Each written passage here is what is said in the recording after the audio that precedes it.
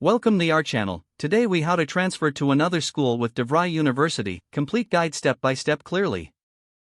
To transfer to another school with DeVry University, first, evaluate your reasons for transferring.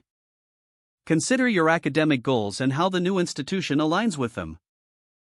Next, research potential schools that you are interested in. Review their programs, admission criteria, and transfer policies.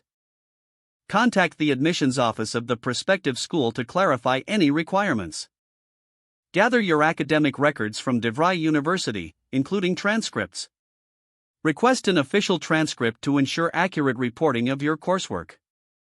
Prepare a transfer application that highlights your experiences and achievements. Include a personal statement explaining your reasons for transferring.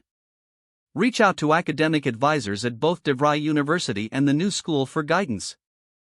Understand any transfer agreements that may exist between institutions.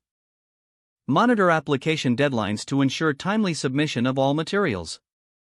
After applying, follow up with the new school to confirm receipt of your application. Await communication regarding your admission status. If accepted, review any transfer credits that have been awarded. Consult with academic advisors at the new school regarding course selection. Finally, complete any necessary enrollment tasks at the new institution. Transition smoothly by preparing for your first day at the new school. If the page does not load, refresh the browser or try again in a private or incognito window. Make sure you are using the correct email address, then retype it carefully to avoid small typos. If your password is not accepted, use the reset option and create a new strong password you can remember. Check your spam folder for verification or security emails, then complete any requested confirmation steps. Enable two-factor authentication if available to improve account security and reduce unauthorized access risk. After signing in, review your profile details so your contact information and settings are accurate and current.